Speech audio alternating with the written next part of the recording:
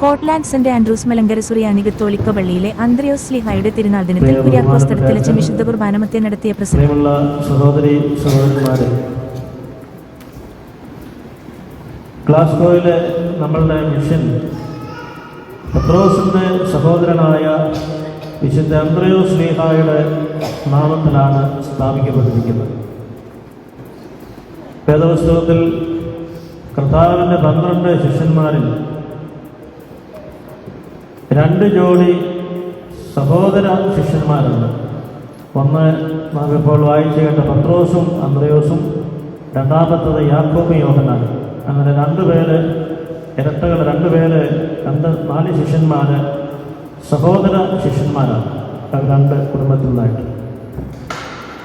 നിങ്ങളൊരു പക്ഷേ ഈ മെത്രാഭിഷേക ശുശ്രൂഷ കണ്ടിട്ടുള്ളവർക്കറിയാം.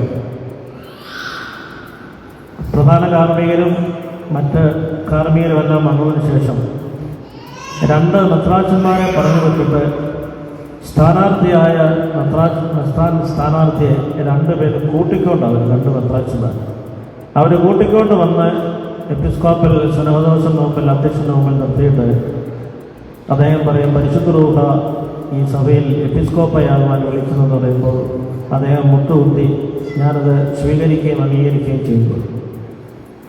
ഇതിൻ്റെ പിന്നിലുള്ള വേദഭാഗം ഇന്നിപ്പോൾ നമ്മൾ വായിച്ചു കേട്ടു.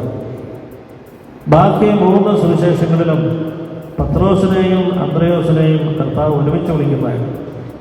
എന്നാൽ യോഹന്നാന്റെ സുവിശേഷത്തിൽ മാത്രമാണ് അന്ത്രയോസ് ആദ്യം കർത്താവിനെ കാണുന്നു. Anthrayos originally he was the disciple of John the Baptist, യോഹന്നാന്റെ ശിഷ്യന്മാരിലൊരാണ്. ആദ്യം കർത്താവിനെ കണ്ടതിന് ശേഷം തൻ്റെ സഹോദരനായ പത്രോസിനെ കൂട്ടിക്കൊണ്ടുവന്നു. അവനെ കണ്ടപ്പോഴാണ് പറഞ്ഞത്, നീ കേപ്പായാകുന്നു, നീ പാറയാകുന്നു എന്ന് പറഞ്ഞു. ശിമയോന് മറ്റൊരു പേര് നൽകിയാണ്. അതുകൊണ്ട് എപ്പിസ്കോപ്പൽ പദവിയിലേക്ക് അല്ലെങ്കിൽ ഏത് ശുശ്രൂഷയിലേക്കും somebody should be introduced that person to the church. അതുകൊണ്ടാണ് സുറിയാനി സഭ എപ്പോഴും മെത്രാൻ സ്ഥാനാർത്ഥിയെ 2 മെത്രാച്ചന്മാരെ കൂട്ടിക്കൊണ്ട് ഇവിടെ സിനോദോസിൻ്റെ അധ്യക്ഷൻ്റെ മുമ്പിൽ കൊണ്ടുവന്നില്ല.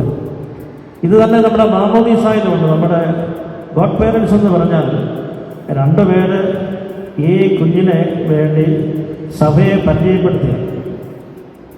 കർത്താവിൻ്റെ സഭയിലെ ശുശ്രൂഷ നമ്മൾ മറ്റുള്ളവരെ കൂട്ടിക്കൊണ്ട് വരുന്നു, അവരെ പരിചയപ്പെടുത്തി കൊടുക്കുന്നു, അവരെ സഭയിൽ അംഗങ്ങളാണ്. എന്നാൽ പലപ്പോഴും കൂട്ടിക്കൊണ്ട് വന്നവരേക്കാൾ കൂടുതൽ ഈ വന്നയാൾ പ്രമുഖനായിത്തീരുന്ന സംഭവങ്ങളാണ് നമ്മൾ കാണുന്നത്. അതാണ് ഇവിടെ കാണുന്നത്.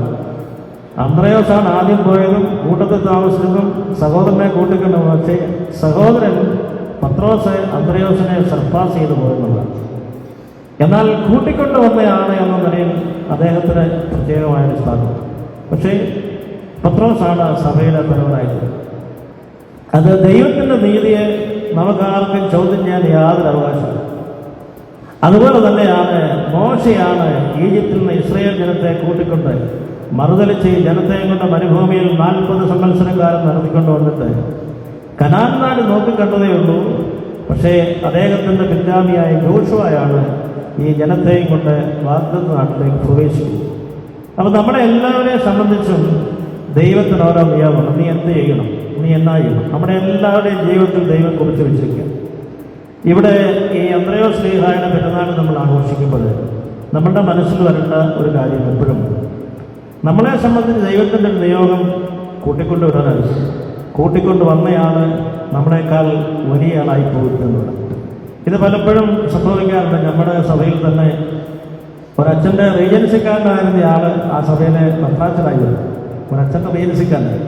പക്ഷേ അദ്ദേഹം അല്ലെങ്കിൽ ഒരച്ഛൻ്റെ കപ്പിയാരായിരുന്നയാൾ ആ സഭയിലെ മെത്രാച്ചനാവും. അതേസമയം വളരെ പ്രഗത്ഭന്മാരായിട്ടുള്ള ആൾക്കാരെ മാറ്റി നിർത്തുകയും അല്ലെങ്കിൽ മാറി നിൽക്കുകയും ചെയ്യുന്നത്. കാരണം ദൈവത്തിൻ്റെ തിരഞ്ഞെടുപ്പിനെ നമുക്കൊന്നും പറയുവാനായിട്ട് സാധ്യമല്ല.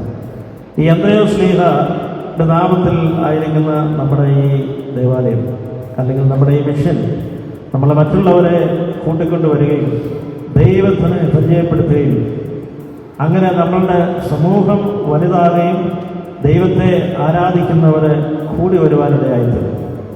നമ്മുടെ ഈ നാട്ടിൽ, യൂറോപ്പിലും അതുപോലെ തന്നെ അമേരിക്കയിലും ദൈവത്തെ ആരാധിക്കുക അല്ലെങ്കിൽ പള്ളിയിൽ പോകുക എന്ന് പറഞ്ഞാൽ ഇവനെന്തോ കുഴപ്പമുണ്ടെന്നാണ് ധരിച്ചത്.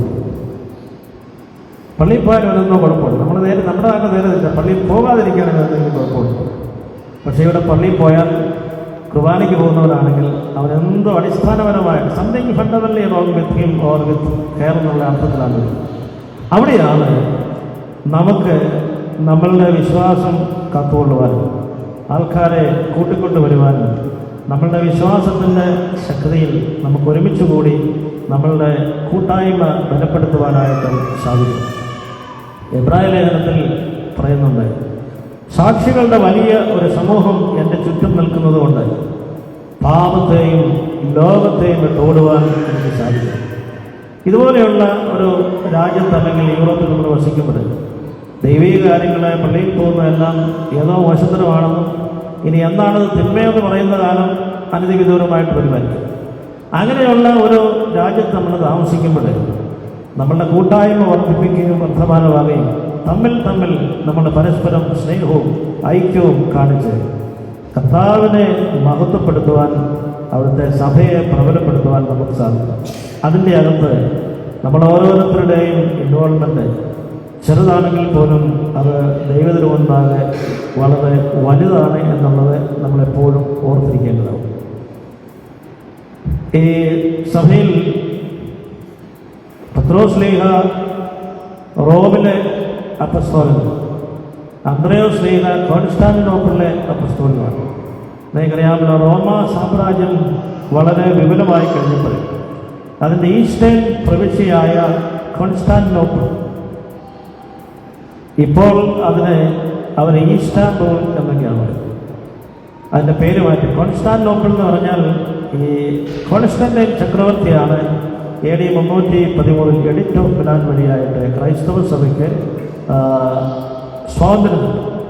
ഒരൊറ്റ ദിവസം കൊണ്ട് 3 ഭൂഖണ്ഡങ്ങളിൽ, ഏഷ്യ, യൂറോപ്പ്, ആഫ്രിക്ക, ഈ 3 ഭൂഖണ്ഡങ്ങൾ മുഴുവനായിട്ടില്ല, അവിടെ ഒറ്റ ദിവസം കൊണ്ട് ക്രൈസ്തവ സഭ ഒഫീഷ്യൽ പേജായി. അതിൻ്റെ കിഴക്കൻ പ്രവിശ്യയുടെ തലസ്ഥാനമാണ് കോൺസ്റ്റാന്റിനോപ്പിൾ. അത് വേറൊരു പേരുണ്ടാണ്, ന്യൂ റോം. ഒന്നാമത്തെ റോം ഇപ്പോഴുള്ള റോം, കോൺസ്റ്റാന്റിനോപ്പിൾ രണ്ടാമത്തെ റോം. അപ്പോൾ ശരിക്കുള്ള റോമിൽ പത്രോസ് അവിടുത്തെ അപ്പസ്തോലൻ, ന്യൂ റോം കോൺസ്റ്റാന്റിനോപ്പിളിലെ അപ്പസ്തോലൻ അദ്ദേഹത്തിൻ്റെ സഹോദരനായ അന്ത്രയോസ്. ഇവർ 2 സഹോദരന്മാരാണ് ഈ 2 സ്ഥലത്ത്. ഇപ്പോഴത്തെ കോൺസ്റ്റാന്റിനോപ്പിളിലെ എക്യൂമെനിക്കൽ പാത്രിക്കീസ് എന്ന് പറയുന്നതാണ് അന്ത്രയോസിൻ്റെ പിൻഗാമി. നിങ്ങളെ സഭാചരിത്രം പഠിക്കുകയാണെങ്കിൽ AD 1054 1054 സഭയിലൊരു വലിയ വിഭജനമുണ്ട്. അതായത് ആ വിഭജനം ഉണ്ടാകാൻ കാരണം ഈ നമ്മളുടെ നിഖ്യ വിശ്വാസ പ്രമാണത്തിൽ പരിശുദ്ധാത്മാവ് പിതാവിൽ നിന്ന് പുറപ്പെട്ട പിതാവിനോട് പുത്രത, അതിനകത്ത് ലാറ്റിൻ ചർച്ച് പിതാവിൽ നിന്നും പുത്രനിൽ നിന്നും ഫീലിയോക്വെ കൂട്ടിച്ചത്. അന്നേരമാണ് ഒരു കൂട്ടര് സഭയിൽ നിന്ന് ഞങ്ങൾ ഓർത്തഡോക്സ്, ഞങ്ങൾ സത്യവിശ്വാസം മാറിപ്പോയി. 1054 അതാണ് അവസാനമായിട്ട് കത്തോലിക്ക സഭയിൽ നിന്ന് വലിയ സെപ്പറേഷൻ ഉണ്ടായി. അവരാണ് ലോകത്തിലുള്ള ഓർത്തഡോക്സ് സഭകൾ. ഇന്ത്യയിലുള്ള ഓർത്തഡോക്സ് സഭകളല്ല, റഷ്യൻ, ഗ്രീക്ക്, ബൈസന്റൈൻ ഓർത്തഡോക്സ് സഭ. അതിനുശേഷം ഈ 2 സഭകളും തമ്മിൽ വളരെ ശത്രുതയിലാണ്.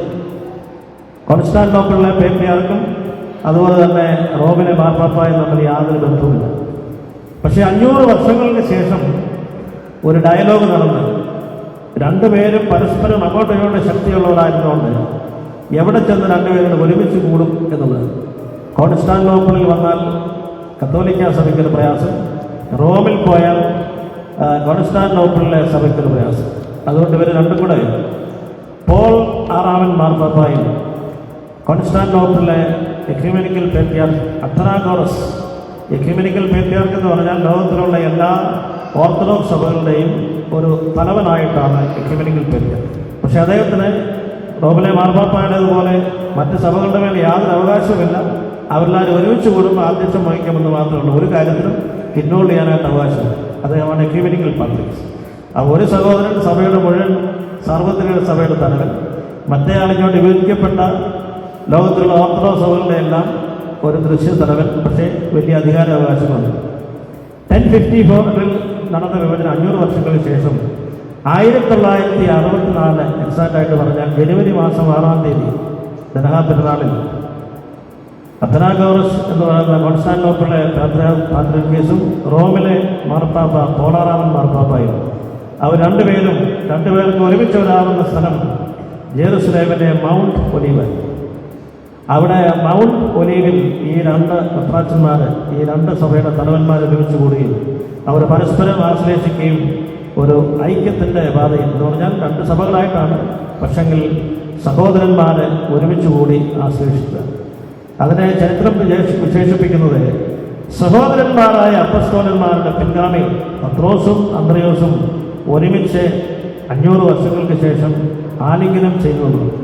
അതിനുശേഷം എന്നും പത്രോസ് പൗലോസ് സ്ലീഹന്മാരുടെ പെരുന്നാളിൽ കോൺസ്റ്റാന്റിനോപ്പിളിന്റെ ഡെലഗേഷൻ റോമിൽ പോകും. അന്ത്രയോസ് സ്ലീഹയുടെ പെരുന്നാളിൽ റോമിൽ നിന്ന് ഡെലഗേഷൻ ഈ കോൺസ്റ്റാന്റിനോപ്പിൾ ഇപ്പോഴത്തെ ഇസ്താംബൂളിൽ പോകാം. അതുകൂടാതെ എക്യൂമെനിക്കൽ ബന്ധങ്ങൾ നടത്താം. ഞാനിത് ചരിത്രം പറഞ്ഞതിന് കാരണം രണ്ട് അപ്പസ്തോലന്മാർ അവർ രണ്ട് രീതിയിൽ പിരിഞ്ഞു പോയെങ്കിലും 500 വർഷങ്ങൾക്ക് ശേഷം ഇവരുടെ പിൻഗാമികൾ അവരിലൂടെ പത്രോസും അന്ത്രയോസും ഒരുമിച്ച് ആശ്ലേഷിക്കുകയും സ്നേഹം കൈമാറുകയും ചെയ്യുന്നതാണ്. പ്രിയമുള്ള സഹോദരന്മാരെ, സഭയുടെ ചരിത്രത്തിൽ ഇതുപോലെ തിരിഞ്ഞു പോവുകയും ഒരുമിച്ച് കൂടുകയും വരികയും ചെയ്ത അനുഭവമുണ്ട്. ഇതെല്ലാം നമുക്ക് നൽകുന്ന പാഠം. എല്ലാവരെയും കൂട്ടിച്ചേർക്കുവാൻ ദൈവം പര്യാപ്തമായി.